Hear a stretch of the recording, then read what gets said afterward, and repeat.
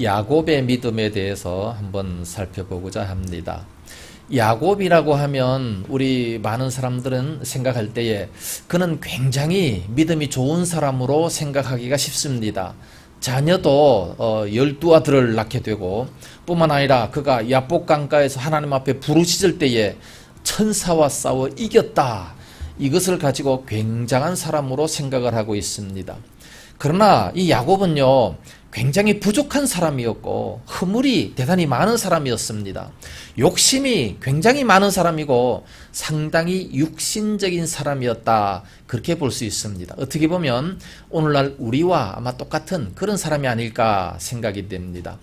그가 뱃속에서부터 그 형 에서와 더불어 싸우지 않았습니까? 쌍둥이 형 에서와 다퉜습니다. 태어날 때에서도 형이 먼저 나오니까 내가 먼저 나가겠다고 그의 발꿈치를 잡고서 맞잡아 당겼던 그런 야곱이었습니다. 그래서 그는 자기에게 이득이 된다면 수단과 방법을 가리지 않고 막 쟁취했던 그런 야곱의 모습입니다. 자기의 형이 애쓰니까 장자의 복을 받게 되니까 그 복을 빼앗기 위해서 팥죽 한 그릇으로 배고파서 막 힘들어하는 그 형 에서의 장자권을 빼앗아버리는 그런 모습도 볼 수가 있고, 뿐만 아니라 아버지가 에서를 축복하고자 할 때에 어떻게 했습니까? 그것을 아버지를 속여서 자기가 장자의 축복을 받는 그런 모습도 보게 됩니다. 그래서 이제 외삼촌 라반의 집에 이제 도망가게 되는데 거기에서도 부자가 되겠다고, 육신적으로 부자가 되겠다고, 많은 돈을 벌겠다고 수단과 방법을 가리지 아니하며 밤낮 눈코 뜰 새 없이 막 열심히 일했던 그런 모습을 보게 됩니다. 이런 것을 본다면 참으로 육신적인 사람이었다, 그렇게 볼 수가 있습니다. 그럼에도 불구하고 오늘 히브리서 11장에 보면 믿음의 사랑과 똑같이 나오고 있습니다. 왜 그렇습니까? 그 역시 믿음으로 야곱은 이라고 말씀하고 있습니다. 믿음으로 살았기 때문에 그렇습니다. 믿음으로 살고 믿음으로 죽었다는 얘기죠. 믿음으로 사는 사람들은 어디를 가든지 이렇게 믿음장에 기록이 되게 된다는 말씀입니다. 그래서 믿음을 따라 살았고 믿음으로 마감했기 때문에 그래서 유명한 사람이 됐는데, 야곱의 특징을 본다면 처음에는 믿음이 대단히 없었어요. 그러나 날이 갈수록, 나이가 들수록 점점 더 믿음이 깊어지는 그러한 모습을 우리가 발견하게 됩니다. 그래서 그가 늙어서 임종할 때 보면 얼마나 그의 믿음이 깊어졌는지 상당히 믿음이 돈독해지는 그런 모습을 보게 됩니다. 오늘 히브리서를 통해서 21절에 한 절을 통해서 야곱의 생애가 다 기록이 되어 있습니다. 21절 보면 믿음으로 야곱은 죽을 때에 요셉의 각 아들에게 축복하고 그 지팡이 머리에 의지하여 경배하였으며, 이 한 절에 세 가지 종류의 믿음이 나타나게 됩니다. 차례대로 살펴보겠습니다. 첫 번째로 야곱의 믿음은 그러니까 믿음으로 죽었다는 것을 말씀하고 있습니다. 야곱은 믿음으로 야곱은 죽을 때에 라고 말씀하고 있지 않습니까? 야곱이 몇 살까지 살았습니까? 147세까지 살았습니다. 애굽으로 내려갈 때가 130세였죠. 애굽으로 내려가서 17년을 더 살게 됐습니다. 그 바로 왕 앞에 가서 한 말이 대단히 유명한 말 아니겠습니까? 창세기 47장 9절 말씀 보면 야곱이 바로에게 이르되 내 나그네의 길의 세월이 130년이니이다. 내 나이가 얼마 못 되니 우리 조상의 나그네의 길의 연주에 미치지 못하나 험악한 세월을 보내었나이다. 그렇게 고백을 하고 있습니다. 나그네와 같은 그런 인생을 살아오면서 참으로 수많은 시련을 겪게 되는 그런 야곱의 인생을 보게 됩니다. 그럼에도 불구하고 그의 훌륭했던 점이 뭐였는가? 그 수많은 고난임에도 불구하고 그 고난을 통해서 믿음이 점점 자라났다라는 말씀이에요. 무슨 사건을 통해서라도 우리들의 믿음이 자라난다면 그것은 우리들에게 상당한 유익이 있게 된다는 말씀입니다. 예를 들어서 이 하나님을 처음 만났을 때 한번 생각해 보세요. 형 에서를 피해서 밧단 아람으로 도망을 갑니다. 도망을 갈 때에 혼자서 그 지팡이 하나 딱 쥐고 그리고 이제 가지 않습니까? 활량한 이 벌판을 지나가게 될 때에 해가 졌습니다. 돌 베개를 하고 잠을 청하게 됩니다. 근데 꿈속에서 하나님을 만나지 않습니까? 꿈속에서 하나님께서 나타나셔가지고 하늘과 이 땅까지 사닥다리가 연결돼서 천사가 오르락 내리락 하는 그런 모습을 보게 됩니다. 그러면서 내가 너를 지켜주겠다. 그런 말씀을 하시는 그 말씀을 들을 때에 그 마음에 얼마나 위로가 되겠습니까? 처음으로 그 하나님을 만나고 난 이후에 그의 믿음이 확 올라가 버립니다. 그러면서 정말로 하나님이 나를 지켜주신다면 이곳이 바로 하나님의 성전터가 되겠고 내가 11조를 반드시 드리겠나이다. 그렇게 고백을 합니다. 그전까지는 그런 마음 안 먹었어요. 하나님을 한번 만나보게 되니까 그 믿음이 확 성장하게 되는 그런 모습을 보게 됩니다. 우리들도요, 하나님을 한번 만나보세요. 하나님을 한번 만나보면 믿음이 확 성장하게 됩니다. 둘이 남녀가 사랑했다가 만나지도 못하고 계속해서 편지로만 또는 이 전화로만 왔다 갔다 하다가 나중에 직접 그 얼굴을 한번 보고 만나보세요. 사랑이 확 커지지 않습니까? 어째 경험이 없는 것 같아요, 모두가. 그러다가 야곱은 또 어려움을 당했습니다. 20년 동안 밧단 아람에서 온갖 고생을 하다가 이제 고향으로 돌아간다는 그 생각에 기쁜 마음으로 많은 재물을 가지고 처자식들과 함께 고향으로 돌아오고 있습니다. 그런데 형 에서가 400명의 군대를 거느리고 야곱을 치러 온다. 그 소리를 듣고 얼마나 겁이 나겠습니까? 얼마나 무서웠습니까? 너무너무 무섭고 두려워가지고 그날 밤에 생전 안 하던 철야를 하게 되잖아요. 철야 기도를 막 이제 하고 있는데 갑자기 하나님께서 딱 보실 때, 야, 저 참 생전 기도 안 하는 자가 이상하게 기도한다. 참 가봐라, 내려가봐라. 천사가 내려왔어요. 딱 내려와서 옆에서 부스러니까 이 야곱은 뭐가 부스러져서 보니까 딱 천사거든. 그래서 딱 붙잡고 내게 축복하소서 막 축복해달라고 막 계속해서 막 부르짖는 그러한 모습을 보게 됩니다. 이러한 모습을 바라보면서 그 천사가 어떻게 했습니까? 놔라. 놓고 얘기해라. 놓고 얘기해라. 근데 이 야곱의 특징은 붙잡는 거예요. 그 형 에서의 발목도 붙잡고 안 놔주지 않습니까? 태어날 때부터 붙잡는 게 특징인데 천사가 왔을 때 그를 딱 붙잡고 축복해달라고. 무슨 축복을? 천사가 복 주기 위해서 내려왔는데 너 아무 걱정하지 말고 그냥 가라. 그럼 하나님이 다 지켜주실 것이다. 20년 전에 약속하지 않았느냐? 그러니까 그 말씀을 그대로 다시 상기시켜서 그 약속을 붙잡고 믿음으로 올라가라고. 그래 천사가 내려왔는데 그냥 딱 붙잡고 축복해달라고 그냥 생떼를 부리는 그런 모습을 보게 됩니다. 야, 놔라. 이제 해 뜰라 그런다. 놔라. 나 좋아해야 된다. 빨리 가야 된다. 안 놔주는 거예요. 그러니까 천사가 사람 때렸다는 소리 들어봤어요? 천사가 사람을 그냥 막 후려치는데 환도뼈가 막 부러져가지고 막 저럴 정도로 그 정도가 될 정도로 후려쳤습니다. 그러니까 겨우 놔주잖아요. 그래서 겨우 복을 받았는데 그거 한 가지를 가지고 야곱을 굉장히 훌륭한 사람으로 생각합니다.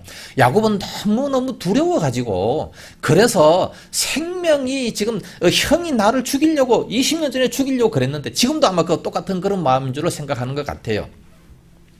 그러면서 그 축복해달라고 간절히 기도했는데 그래서 너무 꼭 붙잡았기 때문에 걱정하지 마라. 하나님께서는 너를 통해서 정말 온 민족이 전 세계가 복받기를 원한다. 아브라함에게 주셨던 그 복이 너에게 임하고 너희 후손을 통해서 복의 근원이 되도록 그렇게 만들어 주겠다는 것이 아브라함을 통해서부터 약속을 해 주셨어요. 그 말씀을 믿지를 못하고 계속해서 그렇게 붙잡고 기도했던 모습을 보게 됩니다. 그래서 하나님께서 그 이름을 바꿔주지 않습니까? 더 이상은 야곱이라 하지 말고 이스라엘이라고 해라.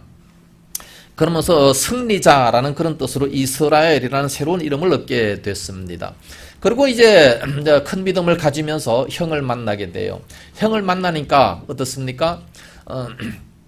형을 만나니까 형님의 얼굴을 배운 즉 하나님의 얼굴을 본 것 같사오며 형님도 나를 이렇게 기뻐하니까 나도 참 기쁩니다. 그러면서 막 둘이 얼싸안고 부둥켜 안고 이렇게 우는 그런 모습을 보게 됩니다.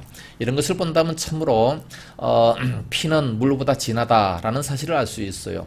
아무리 원수 같았던 그런 가족이라 할지라도 가족이니까 오랫동안 떨어져 있다 보면 또 이렇게 사랑의 마음이 임하게 된다는 말씀입니다. 그래서 그런 어려움이 있을 때도 또 기도했고 뿐만 아니라 또 그 뒤에 세겜에 가서 살 때 그때 또 어려움을 당했습니다. 아니 하나님과 약속했던 베델로 올라가는 것이 아니라 엉뚱한 세겜의 길로 갔다가 무슨 사건이 일어났어요? 디나 사건이 일어났습니다. 하나밖에 없는 그 외동딸이 강간을 당해버리고 말아요. 강간을 당했으면 그러면 그냥 줘버리면 되는데 서로 결혼시키면 되잖아요. 서로 좋아하니까.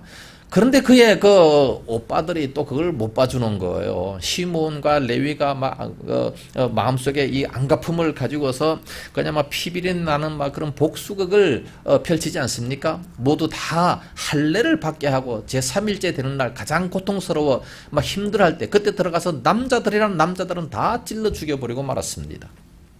복수한다고. 그러니 야곱의 이 마음이 얼마나 두려움이 임하겠습니까? 그 땅의 원주민들이 전부 다 이 소식을 듣고 다 그들이 마음이 합세돼가지고 우리를 쳐들어오면 우리는 꼼짝없이 죽음을 당한다.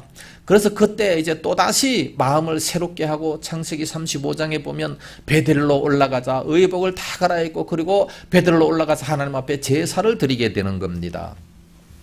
그래서 이런 고난을 통해서 믿음이 점점 자라게 되는 그런 모습을 보게 돼요. 그러다가 나중에 노년이 됐을 때 그때는 믿음이 이제 엄청나게 많이 자라게 됐죠.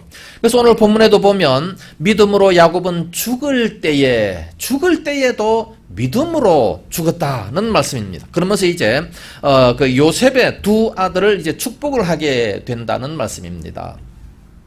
그의 육신은 노쇠했고 눈은 어두웠습니다. 그러나 영안은 대단히 밝았습니다.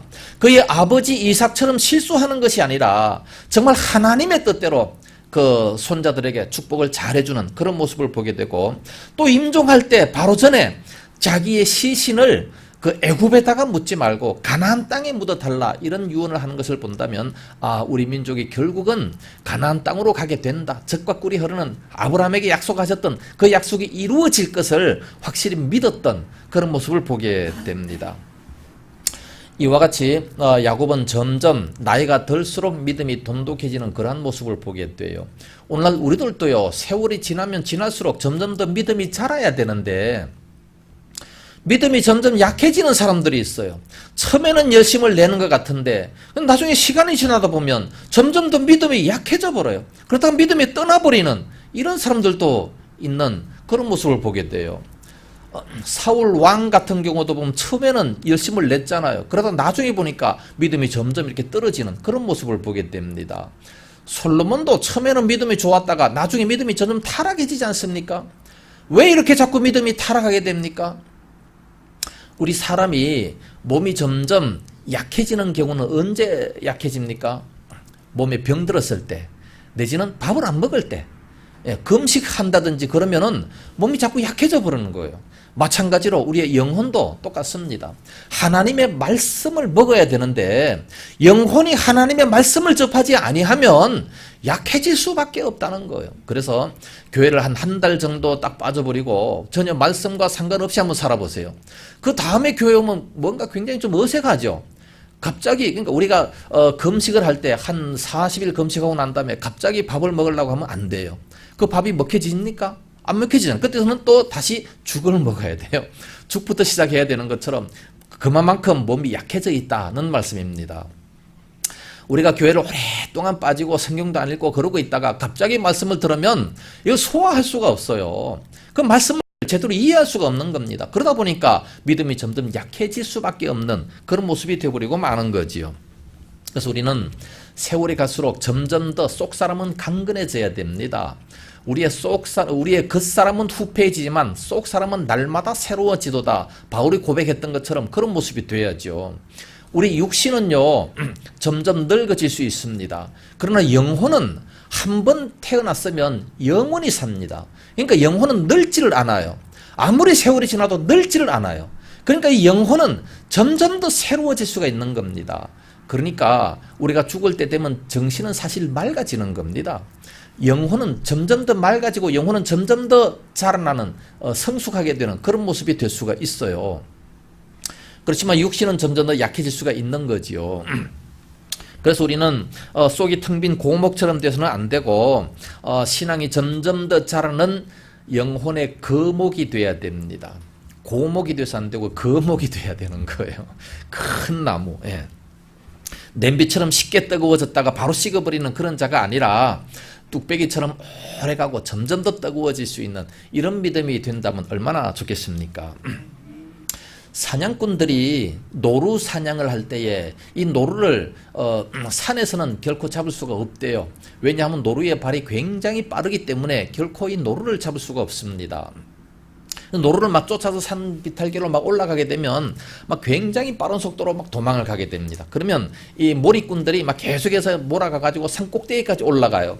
산 꼭대기까지 딱 올라가면 이 노루가 더 이상 갈 데가 없어요. 딱 꼭대기가 딱 올라갔습니다. 딱 올라가면 이제 시원한 바람이 쫙 불어오니까 너무 좋아가지고 딱 서서 자기를 쫓아오는 사냥꾼을 다 잊어버려. 야, 너무 시원하고 좋다. 딱 서 있을 그때에 사냥꾼이 딱 잡는다는 겁니다. 우리의 신앙이 그래서는 안 돼요. 힘들고 어려울 때는 정말 막 부르짖고 막 기도하고 하다 보니까 막 믿음이 쫙 올라가요. 올라가다가 어느 정도 이제 믿음이 올라가서 문제가 다 해결이 되고 편안하고 하면 그때 가서 이제 또 좋다 시원하다 있는 그때 사단에게 잡히는 겁니다. 그래서 선줄로 생각하거든 넘어질까 조심하라 그랬습니다. 그래서 우리가 힘들고 어려울 때 그게 결코 나쁜 게 아니에요. 그게 바로 우리들의 신앙의 성숙을 위한 하나님의 훈련 방법입니다. 그래서 욥처럼 내가 이렇게 단련받은 이후에 내 이후에는 정금같이 나오리라는 그런 고백이 우리들에게 있어져야 되는 겁니다. 우리 믿는 자들에게 있어서는 모든 것이 합력하여 선을 이루기 때문에 현재 어려움과 현재 고통은 이거 아무것도 아닌 거예요. 이 지금 훈련 받으면 앞으로 더 좋은 곳으로 나갈 수 있다는 그러한 믿음을 가져야 된다는 말씀입니다. 그래서 어떤 사람이 암에 걸려가지고 병원에서 사형 선고를 받았습니다. 그래서 그가 참 이 사형 선고를 받았기 때문에 도무지 병원에서도 고칠 수가 없다 해서 기도원에 가가지고 간절히 기도했습니다. 하나님의 은혜로 말미암아 깨끗이 고침을 받았어요. 그래서 그가 고침 받고 난 이후에 간증을 합니다. 하나님은 정말로 위대하십니다. 하나님께서 내 병을 고쳐주셨습니다. 막 간증을 하면서 막 굉장한 믿음을 가지고 있었어요. 그러다가 조금 이제 시간이 지나니까 그 말이 조금씩 바뀝니다. 참 요즘은 의술이 얼마나 좋은지 정말 이 의술이 너무 좋아가지고 참 이 옛날 같으면 내가 벌써 죽었었는데 의술이 참 너무 좋아졌습니다. 그러다가 또 조금 시간이 지나면 또 말이 바뀌어요. 어떻게 바뀌느냐 하면 무엇보다도 다 좋지만 본인의 의지가 중요합니다. 살아야 되겠다고 하는 그 강력한 마음을 가져야 되고 음식도 가려서 먹어야 되고 운동도 해야 됩니다. 그러면서 아주 무엇보다 이 본인의 노력이 중요합니다. 자기 자신의 노력을 강조하게 돼요. 그래서 자기가 살았던 것은 바로 하나님의 은혜가 아니고 내가 이렇게 노력했기 때문에 그러므로 살았다. 그걸 강조하는 자기가 잘났다는 얘기죠. 이렇게 바뀌는 경우들이 대단히 많습니다. 우리는 끝까지 하나님의 은혜로 나가야 돼요. 내가 태어난 것이 내 마음대로 태어났습니까? 아니에요. 마찬가지로 우리가 믿어서 하나님의 자녀된 것이 내가 믿고 싶어서 믿어졌습니까? 아니에요. 하나님께서 놀라운 은혜로 우리를 선택하셔서 하나님의 자녀로 만들어주신 겁니다. 그렇다면 우리는 영원토록 그 은혜에 감사하면서 감격하면서 열정을 품고 주님 앞에 나와야 되는 거지요. 우리 주님은 참으로 예배 받으시기를 기뻐하십니다. 주일날마다 교회 나와서 예배 드리면서 그 감격의 은혜를 감사할 수 있는 그런 모습이 돼야 되는 겁니다. 그래서 야곱도 이와 같이 점점 믿음이 성장해서 죽을 때에 믿음으로 죽었다는 것을 말씀하고 있습니다. 우리들도 점점 믿음이 성장해서 죽음이 두려움이 없고 죽을 때 믿음으로 감사하고 찬송하면서 하늘나라에 갈 수 있는 이러한 믿음이 다 돼야 될 줄로 믿습니다. 두 번째로 야곱은 믿음으로 축복을 했습니다. 21절 보면 요셉의 각 아들에게 축복하고 그랬습니다. 요셉의 각 아들 손자죠. 에브라임과 므낫세입니다. 그들에게 축복을 했습니다. 두 아들을 축복할 때 이 축복하는 그 행위도 단순히 축복한 것이 아니라 믿음으로 축복했다라는 말씀이에요. 그래서 이 야곱 역시 자기 자신은 바로 믿음의, 그러니까 축복의 통로다, 축복의 샘물이다라는 사실을 알고 있었어요. 그래서 내가 바로 이 축복의 통로이기 때문에 내가 축복하면 그대로 이루어진다는 사실을 알고 있었다는 겁니다. 그의 아버지 이삭도 마찬가지고 또 그의 할아버지 아브라함도 마찬가지입니다. 자기 대에 그 말씀이 이루어지지 않았지만 그럼에도 불구하고 이 말씀은 반드시 이룰 것이라는 사실을 믿으면서 그의 아들, 그 손자에게 지금 야곱은 그렇게 축복을 하고 있는 겁니다. 그대로 이루어질 줄로 믿는 거지요. 우리도 마찬가지입니다. 하나님께서 말씀하시면 그 말씀이 반드시 이루어질 줄로 믿고 그리고 축복을 많이 할 수 있어야 됩니다. 우리 자손들에게 축복해야 되고 가족들에게 축복해야 되고 우리 이웃들에게 축복을 많이 해줄 수 있는 이런 모습, 이게 바로 우리 그리스도인들 아니겠습니까? 우리가 말한 그대로 이루어 주겠다고 약속하셨어요. 민수기 14장 28절에 내 귀에 들린 대로 내가 시행하겠다 말씀하지 않았습니까? 그래서 여호수아와 갈렙은 걱정하지 마라. 가나안 땅 저들이 거인이지만 두려워하지 마라. 저들은 우리의 밥이다. 실제로 그런 역사가 일어났잖아요. 여호수아가 가는 곳마다 다 승리했어요. 다 이겼어요. 무기가 좋아서 이겼습니까? 아니요. 무기도 없었어요. 가나안 사람들은 철병거가 있었습니다. 그럼에도 불구하고 하나님께서 그렇게 이기게 만들어 주셨다는 거지요. 그 믿음을 가지니까 내 귀에 들린 대로 하나님께서 행해 주시겠다 약속하셨습니다. 그러므로 우리의 자손들에게, 우리의 이웃들에게, 우리 가족들에게 축복을 많이 할 수 있는 그런 모습이 되어야 됩니다. 할렐루야. 1858년도 뉴욕의 어느 가정에서 한 어린아이가 태어났습니다. 이 어린아이는 선천적으로 너무 약했습니다. 다리도 너무 가늘어서 제대로 일어설 수가 없어요. 숨도 제대로 잘 못 쉽니다. 호흡도 이 폐가 약하기 때문에 촛불도 후 불어서 끄지를 못했어요. 그 정도로 아주 약하게 숨을 쉬는 쇠약한 그런 몸이었습니다. 눈도 굉장히 나빴고 천식도 있었고 그래서 도무지 성공할 수 없는 아이, 곧 아마 죽을 그런 아이로 생각을 했어요. 그렇지만 그 아버지는 항상 그 아이에게 축복을 합니다. 애야, 걱정하지 마라. 너는 남들과 다르기 때문에 반드시 성공할 수 있다. 너는 하나님께서 축복만 하시, 하나님께서 복을 주시기만 하시면 얼마든지 너는 새롭게 돼서 많은 사람들이 주목을 하는 그런 훌륭한 사람이 될 수 있다. 그렇게 축복을 했어요. 그러니까 두려워하지 마라. 하나님을 의지해라. 하나님을 강력하게 한번 믿어봐라. 계속해서 그렇게 이제 후원을 했습니다. 너의 장애로 인해서 절대로 괴로워하지 말라고 하나님의 축복이 반드시 있을 것이라고 이렇게 축복을 했습니다. 그래서 그는 열심히 운동도 하고 또 체력도 단련했습니다. 그 결과 건강한 사람보다 참 왕성한 그런 활동을 했는데 23살 될 때에 뉴욕 주의원에 당선이 됐고 그 뒤로 여러 가지 요직을 걸쳐서 나중에 부통령이 되다가 나중에 43살에 미국의 대통령이 됐습니다. 그가 누구겠습니까? 제26대 대통령 루즈벨트 대통령입니다.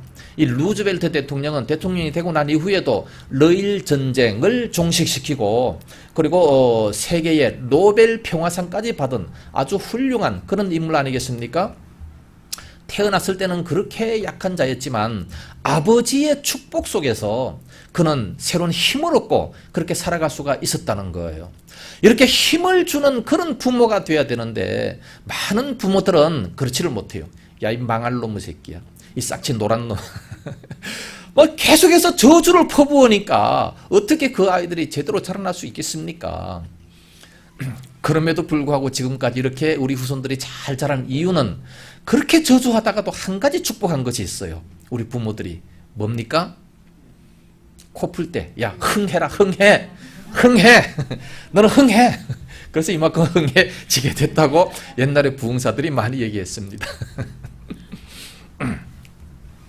성경 말씀을 빗대어서 많이 축복을 해 주시기를 바랍니다. 성경 말씀은 반드시 그대로 이루어지기 때문에 이대로 살면 이러한 복이 있다라는 것을 계속해서 강조하고 하나님을 의지할 수 있도록 그렇게 만들어줘야 되는 겁니다. 그런데 이 야곱이 그 두 손자를 축복할 때에 특징이 있었어요. 그 요셉, 두 아들의 아버지 요셉은 어떤 마음을 가졌습니까? 장자 므낫세가 더 큰 축복을 받고 차자 에브라임이 조금 그 다음에 복을 받기 위해서 그 야곱의 오른손 쪽에다가 므낫세를 데려다 놓고 왼손 쪽에다가 에브라임을 데려놨습니다. 그래서 그대로 축복을 하면 이제 야곱의 오른손에 므낫세를 이렇게 데려놨는데 그 모습을 딱 바라보고 야곱은 어떻게 축복했습니까? 어린 자가 둘째가 더 크게 되기를 원해서 이렇게 기도를 하는 거예요. 이렇게 오른손을 이렇게 어긋맞게서 기도를 합니다. 그러니까 요셉이 아버지 그렇게 하지 마시고 장자의 머리 위에 오른손을 얹으소서. 아니다. 나도 안다. 나도 다 안다. 내가 왜 이렇게 하는지 다 뜻이 있는 것이다. 그러니까 내 말에 따라라. 그때 요셉은 어떤 사람이었습니까? 요셉은 정말로 사랑받는 자녀였어요. 야곱의 최고의 사랑받는 자, 그래서 채색옷까지 지어 입혔던 그런 요셉의 말인데도 불구하고 안 들었어요. 뿐만 아니라 지금 그 요셉은 애굽의 총리 대신이에요. 굉장히 출세한 그런 인물인데 그럼에도 불구하고 그 사랑하는 그 자녀 요셉의 말을 안 들었습니다. 왜 안 들었습니까? 아무리 사랑한다 할지라도 하나님의 뜻을 더 우선시 여겼다는 거예요. 그래서 아무리 그렇게 안 듣지만 하나님의 뜻은 그것이 아니다. 하나님이 원하시는 것은 이거다. 그래서 이렇게 오른손을 차자의 머리에 얹고 축복을 해줬던 그런 모습을 보게 됩니다. 그러므로 인정에 이끌려서는 결코 안 되는 거예요. 인정에 이끌려가지고 별미 먹고 싶다고 이삭처럼 그렇게 해서는 안 되고 하나님의 뜻을 따라서 그렇게 축복을 하는 그런 모습입니다. 사람의 말보다도 하나님의 말씀을 먼저 우선시하는 그런 모습을 보게 됩니다. 옛날 미국의 시카고에 한 부자가 살고 있었습니다. 이 사람은 돈이 굉장히 많았습니다. 그런데 공장을 하나 더 짓기로 마음속에 작정을 하고 이제 무슨 공장을 짓느냐? 큰 양조장을 짓기로 했습니다. 술 만드는 공장이에요. 큰 부지를 구입을 했습니다. 거기다가 이제 양조장을 짓기 전에 그래도 이 사람은 예수 믿는 사람이었기 때문에 목사님을 불러다가 축복 기도를 받고 싶었어요. 그 당시 그 시카고에 유명한 목사님이 계셨는데 그게 누구였냐? D.L. 무디였습니다. 무디 목사님은 유명한 부흥사였죠. 이분을 좀 모셔다가 좀 축복 기도를 받고서 양조장을 해야 되겠다 해서 이제 모든 순서에 축복 기도에다가 D.L. 무디 목사님을 순서를 넣었습니다. 그러면서 은근히 걱정하기를 양조장, 술 만드는 공장을 만드는데 이 목사님께서 혹시 오시겠나 싶었어요. 그런데 목사님이 딱 나타나서 오셨어요. 오셔가지고 이제 여러 순서에 따라서 이제 축복 기도를 하게 되는데 뭐라고 축복 기도를 했느냐 하면 큰 소리로 이렇게 기도합니다. 전능하신 하나님 아버지, 만약 이곳에 양조장이 세워진다면 쫄딱 망하게 해주시기를 바랍니다. 이 땅의 임자가 물질만 밝히는 그런 사람이 아니고 하나님의 영광을 드러내는 그런 사람이 되게 주시옵소서. 그래서 그의 마음을 바꾸어서 이 땅의 양조장이 아니라 하나님의 성전이 세워지기를 원합니다. 이렇게 기도를 했습니다. 그래서 그 주인은 그 기도 소리를 딱 듣고 난 다음에 그거를 사람의 말로 듣지 않고 하나님의 음성으로 들어버린 거예요. 하나님의 음성으로 듣고 자기의 뜻을 다 그냥 묵살해버리고 하나님의 뜻대로 거기다가 교회를 세우게 됐습니다. 이렇게 참 확 바뀌어지게 되는 그런 모습도 보게 됩니다. 오늘날 우리들도 이런 하나님의 뜻대로 축복을 해야지 인간의 뜻대로 축복을 하면 안 돼요. 술집을 하려고 하는데 잘 되게 해주십시오. 목사가 가서 그렇게 기도하면 안 된다는 겁니다. 죄를 짓는데 그게 잘 되게 해달라고 그러면 되겠습니까? 예? 그러니까 하나님의 뜻대로 축복하고 하나님의 뜻대로 우리는 축복 기도를 해줄 수 있는 그런 모습이 되어야 돼요. 자녀들이 무조건 그냥 잘 되기만을 바라는, 그래서 아무 직장이나 막 들어가도 괜찮다고 하는 그런 모습이 되어서는 안 되고 하나님의 뜻대로 하나님께서 원하시는 그런 직업을 갖도록 우리는 축복을 해줘야 된다는 말씀입니다. 세 번째로는 야곱은 믿음으로 하나님께 경배를 했습니다. 21절 끝에 보면 그 지팡이 머리에 의지하여 경배하였으며, 경배가 뭡니까? 예배를 드렸다는 말씀입니다. 야곱은 사실 허물이 많고 대단히 부족한 사람이었음에도 불구하고 어디를 가든지 예배 드리기에 힘쓰는 그런 사람이었습니다. 예배 드리기에 힘썼더니 하나님께서 그에게 많은 복을 주셨다는 말씀입니다. 우리들도 힘들고 어려울 때마다 하나님께 예배를 드려보세요. 그러면 하나님께서 반드시 모든 것을 회복시켜서 복을 주시게 되는 그런 모습을 보게 됩니다. 그래서 야곱은 간 곳마다 이 제단을 쌓지 않았습니까? 처음에 그 바단 아람으로 도망갈 때 그때도 돌베개를 쌓고 거기다가 제단을 쌓았어요. 아마 어머니께서 조금 주는 그 기름, 그걸 막 전체를 다 쏟아가지고 하나님 앞에 들어가지고 이 제사를 드리는 그런 모습을 보게 되고, 20년 만에 고향으로 돌아올 때도 형 에서와 문제를 해결하고 난 이후에 제단을 쌓고 경배를 한 겁니다. 그리고 그곳 이름을 엘엘로헤 이스라엘이다 그렇게 불렀습니다. 그 후에 베들로 올라가지 않습니까? 베들로 올라가서 의복을 바꾸고 그리고 거기서도 제단을 또 쌓았어요. 새롭게 예배를 드립니다. 그리고 그곳의 이름을 엘베델이다 이렇게 이름을 불렀어요. 애굽에 내려갈 때도 마찬가지입니다. 그때도 야곱은 먼저 브엘세바로 가서 이 제단을 쌓고 하나님께 희생을 드리면서 경배를 하게 되는 그런 모습을 보게 됩니다. 오늘 본문에도 보면 믿음으로 야곱은 죽을 때에 이런 경배를 했다라고 말씀을 하고 있습니다. 이와 같이 끝까지 경건한 모습으로 경배하는, 정말해서 예배를 드리는 그런 모습을 보게 됩니다. 그래서 야곱은 어디를 가든지 항상 하나님 앞에 예배 드리기에 힘쓰는 그런 사람이었다는 것을 볼 수가 있습니다. 오늘날 우리는 예배 드리기에 정말 힘쓰는 그런 모습이 되어야 됩니다. 무슨 사건이 있든지 기쁠 때나 즐거울 때나 슬플 때나 항상 하나님 앞에 예배를 드린다면 하나님께서는 반드시 그 예배를 받으시고 우리의 모든 문제를 다 해결을 해 주실 것입니다. 미국의 남북전쟁이 한창 치열할 때에 아브라함 링컨이 매주일 교회에 가서 예배를 드렸습니다. 근데 그날 예배를 드리는데 어느 날 그때 예배를 드리고 난 이후에 그때의 그 사회자가 뜻밖의 이런 소식을 전합니다. 여러분, 앞으로 당분간 교회에서 예배를 중단하기로 했습니다. 왜냐하면 아시다시피 지금은 전쟁이 치열한데 이 사상자가 매우 많이 생기고 있습니다. 그래서 교회 건물을 개조해서 병원을 운영하기로 했습니다. 사상자들을 치료하기로 했습니다. 그래서 이 나라를 위해서 봉사하기로 했으니까 각자 전쟁이 끝날 때까지 개인적으로 집에서 신앙을 잘 지키시기를 바랍니다. 그렇게 광고를 했어요. 링컨이 와서 그 소리를 듣고 깜짝 놀래가지고 그 자리에 벌떡 일어납니다. 안 됩니다. 그것은 틀린 생각입니다. 물론 전쟁이 치열한 것은 사실입니다. 사상자가 많이 나타난 것도 사실입니다. 그러나 교회를 변해가지고 병원으로 만든다는 것은 있을 수가 없는 겁니다. 우리가 힘들수록 하나님 앞에 더 많은 예배를 드려야 되고 이렇게 어려울수록 더 하나님을 의지해야 하는 것이 사실이 아니겠습니까? 그러면서 예배를 절대로 포기하지 못하도록 그렇게 만들었습니다. 그 결과 교회는 계속해서 존속이 됐고 전쟁은 승리로 이끌 수가 있게 됐다는 말씀입니다. 여러분, 힘들고 어려울 때 하나님 앞에 예배를 드리세요. 그렇다면 하나님께서는 반드시 문제를 해결해 주십니다. 교회의 기능 중에 가장 중요한 기능이 뭐겠습니까? 예배 드리는 거예요. 하나님께서 왜 안식일을 제정을 하셨습니까? 광야에 가서 왜 성막을 만들었습니까? 왜 여러 가지 제사법을 만들어 주셨습니까? 하나님 앞에 예배 드리라고. 그래서 그 모든 제도를 다 만들어 주신 거예요. 하나님은 예배를 가장 기뻐하십니다. 예배를 통해서 모든 문제가 다 해결이 될 수 있어요. 요한복음 4장에 보면 사마리아 여인이 남편을 5번씩이나 갈아치웠음에도 불구하고 그 마음속에 진정한 만족이 없지 않았습니까? 그러나 그 예수님을 만나고 신령과 진정으로 예배할지니라 진정한 그 예배를 드리고 난 이후에 모든 것이 다 해결이 되어버리고 말았어요. 사람들 만나기가 너무 부끄러워서 그 뜨거운 대낮에 물길로 나왔던 사람이 그 대낮에 동네로 뛰어들어가서 여러분, 내가 메시아를 만났습니다. 물동이를 버려두고 뛰어들어가서 자랑하는 그런 모습을 보게 됩니다.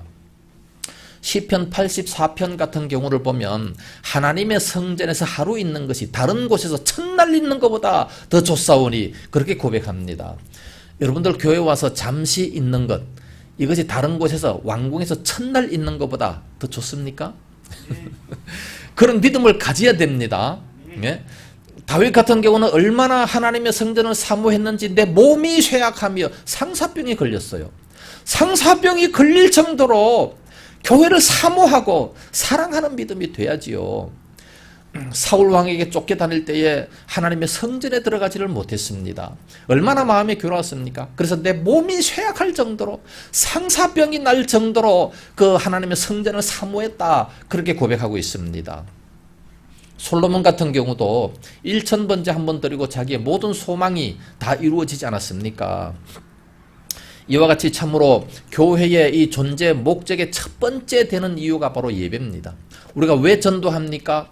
왜 열심히 선교를 하고 전도합니까? 그 사람들이 예수 믿고 교회 와서 하나님의 자녀가 돼서 예배 드리라고, 교회 와서 예배 드리라고 우리는 열심히 전도하고 있습니다. 세상 사람들은 예배를 안 드려요. 모르기 때문에. 그래서 그런 사람들에게 잘 가르쳐줘서 깨닫게 해서 교회 와서 예배 드리라고 그렇게 하는 겁니다. 결론적으로 말씀을 드립니다. 이 야곱은 어떠한 믿음을 가졌느냐? 정말 허물이 많은 자, 지극히 육신적인 그런 사람이었습니다. 그러나 그는 믿음으로 죽었고, 믿음으로 후손들에게 축복을 했고, 믿음으로 하나님 앞에 경배했다라고 말씀하고 있습니다. 우리들도 지금은 믿음이 연약하지만 점점 어제보다 오늘보다 내일이 더 믿음이 성장해야 돼요. 더 우리들의 영혼이 강건해져야 돼요. 그렇게 점점 성장해지고 예배드리기를 힘쓰고, 그래서 죽을 때에 감사함과 기쁨과 즐거움으로 하나님 앞에 설 수 있는 이러한 믿음들이 다 될 수 있기를 예수님 이름으로 축복합니다.